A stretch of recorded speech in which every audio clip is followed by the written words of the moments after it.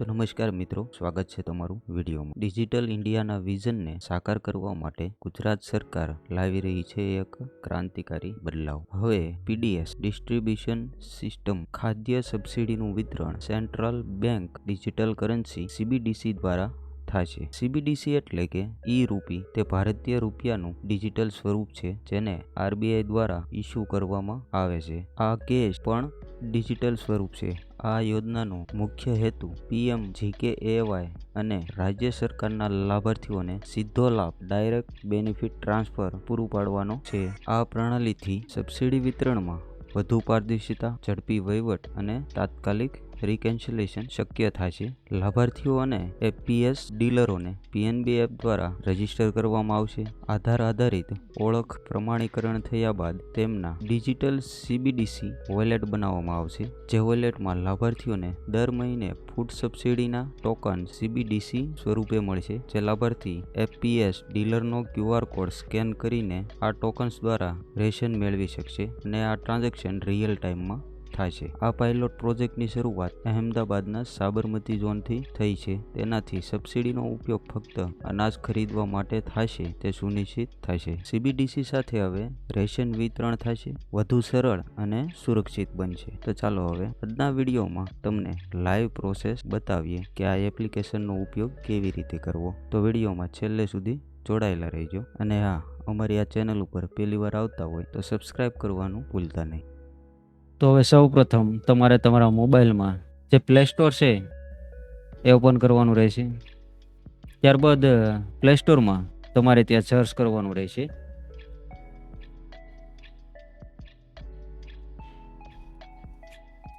PNB. જેવું જ તમે PNB સર્ચ કરશો એટલે PNB ડિજિટલ રૂપીની એપ્લિકેશન આવશે. જે આ એપ્લિકેશન આપણે ઇન્સ્ટોલ કરવાની રહેશે. એપ્લિકેશન ઇન્સ્ટોલ થઈ જાય ત્યારબાદ આપણે એને ઓપન કરીશું. ઓપન કર્યા બાદ આ રીતે તમને જોવા મળશે, જેમાં તમારે ઇંગ્લિશ અથવા ગુજરાતી ભાષા જે સિલેક્ટ કરવી હોય તે કરી શકો છો અને ત્યારબાદ નીચે પ્રોસીડનું જે બટન છે એના ઉપર ક્લિક કરવાનું રહેશે.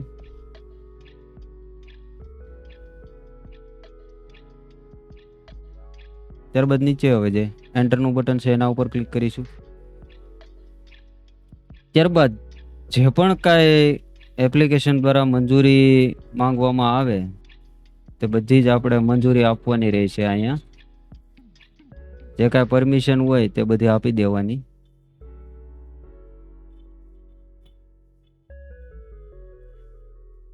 ત્યારબાદ જે સ્ટાર્ટ રજિસ્ટ્રેશનનું ઓપ્શન છે એના ઉપર ક્લિક કરવાનું રહેશે.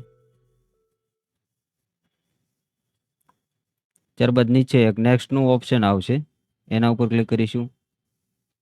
હવે તમારી સામે સિમ સિલેક્ટ કરવાનું ઓપ્શન આવે છે, જેની માટે તમારી પાસે SIM 1 અથવા SIM 2 જે પણ તમે લગાવેલું હોય એ નંબર જે સિમ ઉપર તેને સિલેક્ટ કરવાનો રહેશે.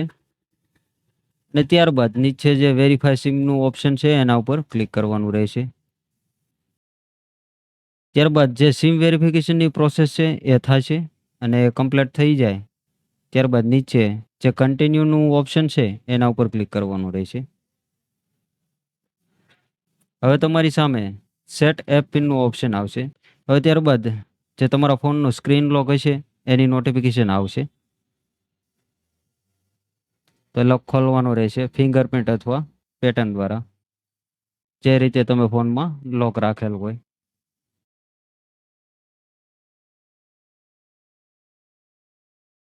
ત્યારબાદ તમારી સામે એન્ટર યોર નેમનું એક કોલમ આવશે, જેમાં તમારે આધાર કાર્ડ પ્રમાણે જે નામ હોય એ નામ અહીંયા કોલમમાં એન્ટર કરવાનું રહેશે.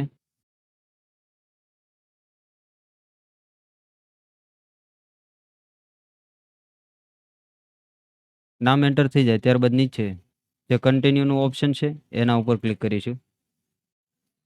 ત્યારબાદ આપણી સામે એક વોલેટ પિન બનાવવા માટેનું ઓપ્શન આવે છે.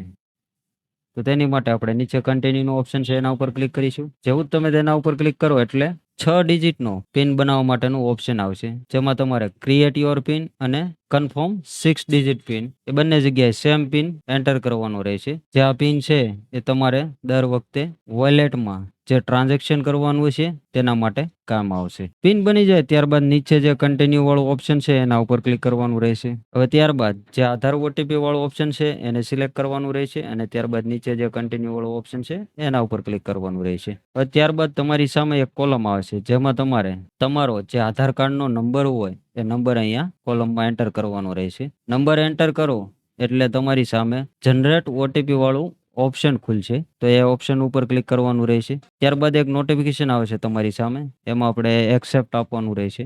ત્યારબાદ જે આધાર કાર્ડ સાથે તમારો લિંક મોબાઈલ નંબર હોય એમાં એક ઓટીપી સેન્ડ કરવામાં આવશે, જે અહીંયા ઓટીપી વાળું કોલમ છે એની અંદર એન્ટર કરવાનો રહેશે. અને ઓટીપી એન્ટર થઈ જાય ત્યારબાદ જે વેરીફાઈ ઓટીપી નું ઓપ્શન છે એના ઉપર ક્લિક કરવાનું રહેશે. તો એટલું કામ કર્યા બાદ જે ડિજિટલ રૂપે વોલેટ છે એ તમારું કમ્પ્લીટ ઓકે બની જશે. અને ત્યારબાદ સરકાર તરફથી જે પણ કાંઈ સબસિડી આવશે તે તમારી અહીંયા વોલેટ છે એ વોલેટમાં બતાવશે. અને ત્યારબાદ જ્યારે પણ તમે રેશન કાર્ડની દુકાન ઉપર જ્યારે મફત વિતરણ હોય ત્યારે તમારે જે સબસિડી આની અંદર વોલેટમાં આવે એ વોલેટમાંથી તમારે ત્યાં જે રેશન કાર્ડની શોપ હોય એને પેમેન્ટ કરવાનું રહેશે. અને ત્યારબાદ જે અનાજનું મફત વિતરણ હોય એ તમને ત્યાંથી મળી જશે. અને આ એપ્લિકેશનમાં તમારો એક પોતાનો પર્સનલ QR કોડ પણ આવે છે. જો તમે કોઈ ગૂગલ પે, ફોન પે અથવા કોઈ પણ જગ્યાથી પેમેન્ટ એક્સેપ્ટ કરવા માંગતા હોય તો આ QR કોડથી પણ તમે પેમેન્ટ એક્સેપ્ટ કરી શકો છો. તો મિત્રો વિડીયો કેવો લાગ્યો કમેન્ટ જરૂરથી કરજો.